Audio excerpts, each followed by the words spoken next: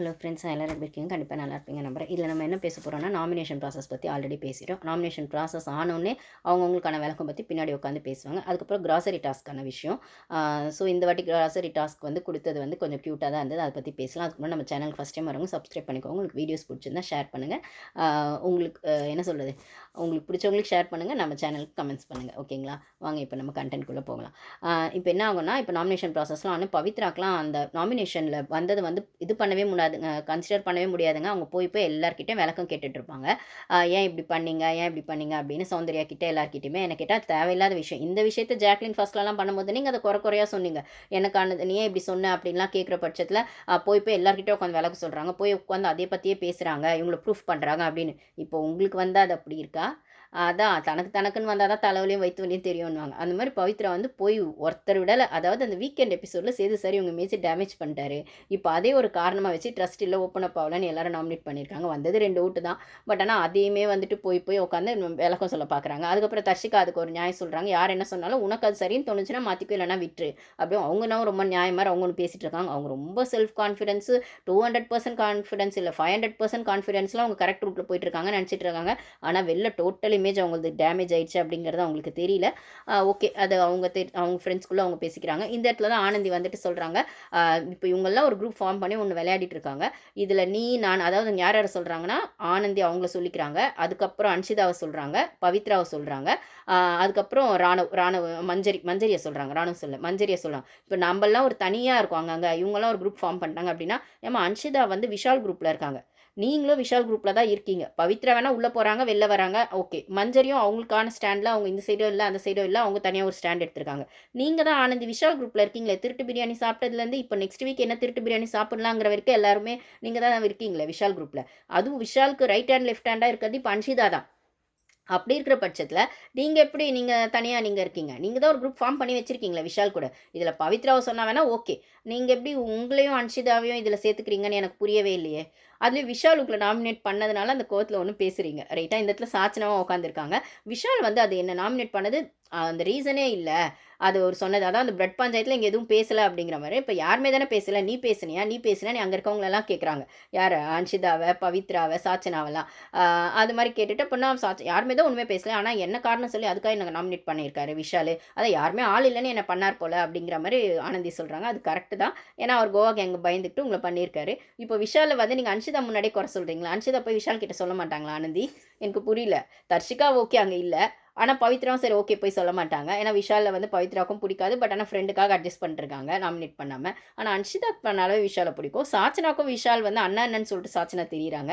இப்போ வந்து விஷால் ஒரு கேம் ஆடுறாரு பார்த்தீங்கன்னா, அவர் எல்லா காம்பினேஷன்லயுமே உட்காந்துட்டு ஒண்ணு பண்ணிட்டுருக்காரு. எல்லா விஷயத்தையுமே வந்துட்டு அப்சர்வ் பண்ணிட்டு அங்கங்க ஒரு இன்ஃபர்மேஷன் வாங்கிட்டு அப்படின்னு ஆனந்தி சொல்றாங்க. சாச்சனா அத அக்செப்ட் பண்றாங்க.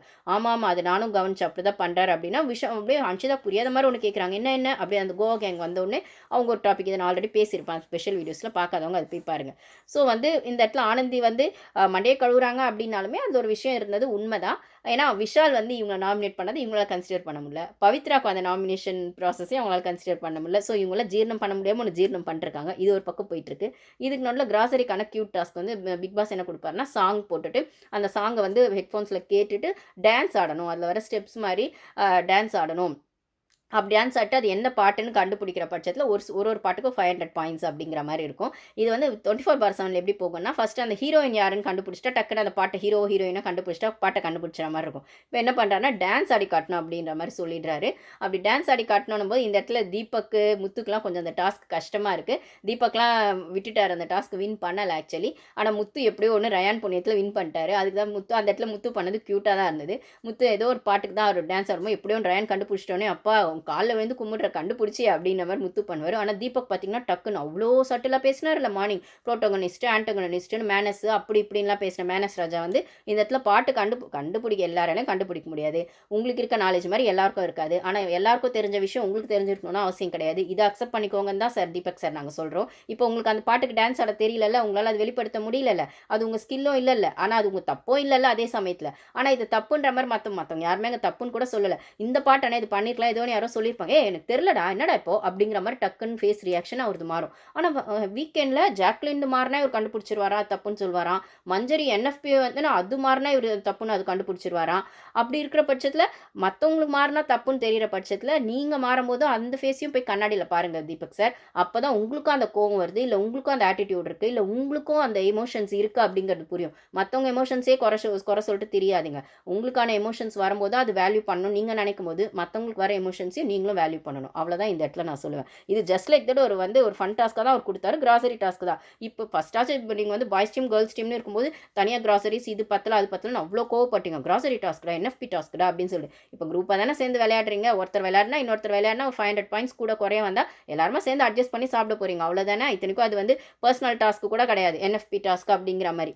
அது கிராசரி டாஸ்க்கு. ஒரு 1/2 கிலோ வெங்காயம் கம்மியாக வாங்கினா 1 கிலோ வெங்காயம் ஜாஸ்தி வாங்க போகிறீங்க அடுத்த வாரம். அவ்வளோதானே தவிர இதில் நீங்கள் அதில் ஆனால் அந்த இடத்துல உங்கள் ஈகோ இடிச்சிச்சு. நீங்கள் சரியாக பண்ணலன்னு யாரோ சொல்லிருவாங்களோன்னு. அது அவங்க சொல்கிறதுக்கு முன்னாடி நீங்கள் கோவப்பட்டீங்கன்னு யாரும் சொல்ல முடியாது. அதுதானே உங்கள் ஸ்ட்ராட்டஜி. இந்த ஸ்ட்ராட்டஜிக்கு பேர் என்னன்னு எனக்கு தெரியல. உங்களுக்கு யாருக்கா தெரிஞ்சால் கமெண்ட்ஸில் ஷேர் பண்ணுங்கள். ஸோ அந்த பாட்டு நம்ம பார்ப்போம். ஒரு சில பாட்டில் க்யூட்டாக இருந்தது, ஒரு சிலர் பண்ணதெல்லாம் நம்ம அதை பற்றி பேசுவோம். இதில் வந்து பார்த்திங்கன்னா அந்த சாங் வந்து அவங்களுக்கு மட்டும் ஹெட்ஃபோன்ஸில் போடுவாங்க.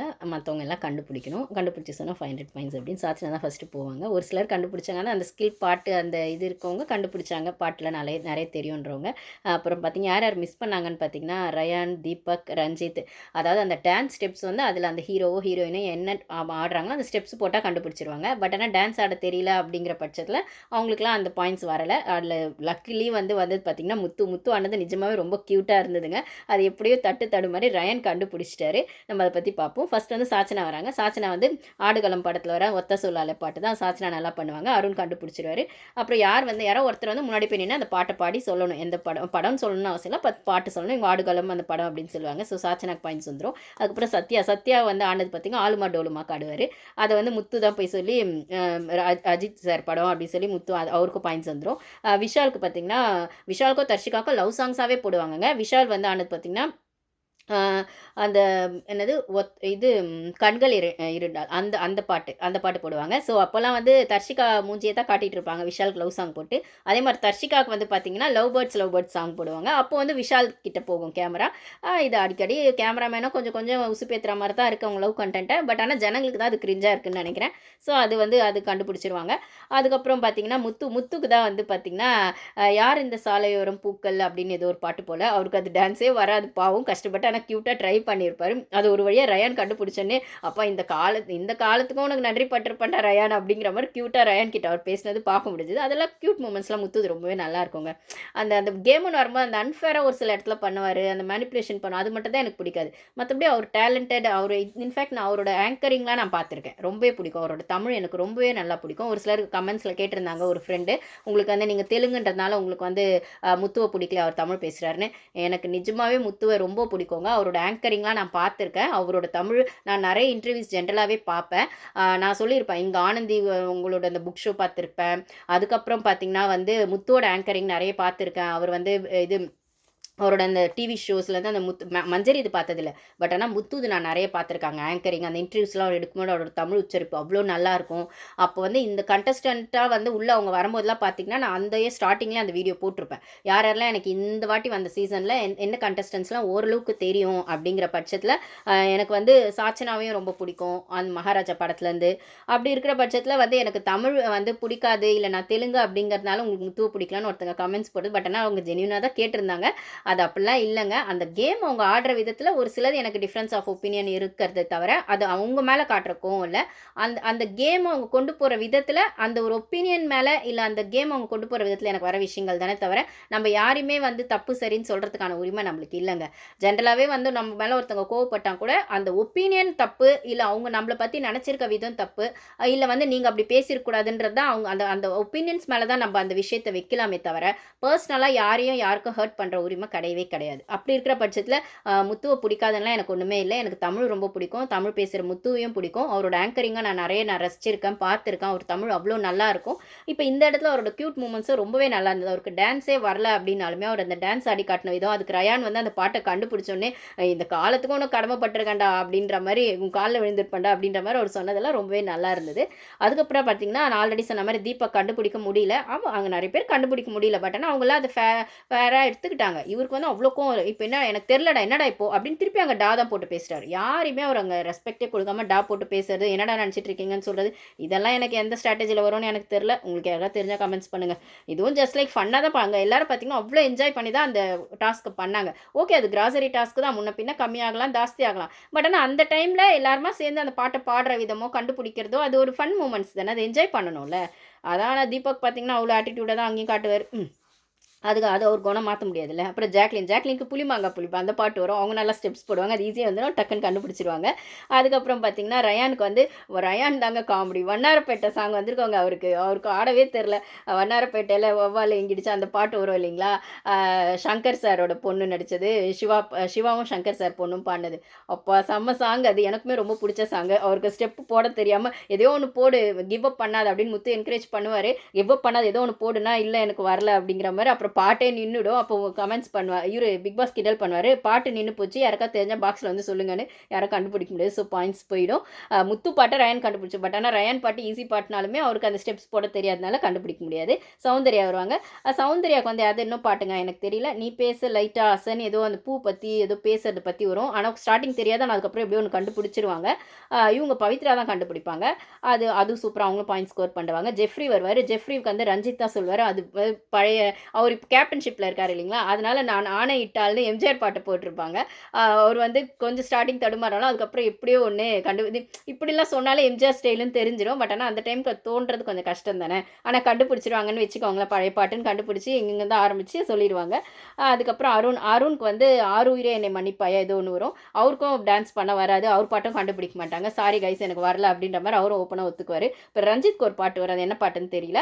பட் ஆனால் அந்த பாட்டும் வந்து ரஞ்சித்க்கும் டான்ஸ் பண்ண முடியாது, ஏதோ ஒன்று போடுங்கண்ணா பண்ணுங்கண்ணா அப்படின்னு சொல்லுவாங்க. பட் ஆனால் சாரிம்மா எனக்கு வரல அப்படிங்கிற மாதிரி அவரும் ஒத்துக்குவார்.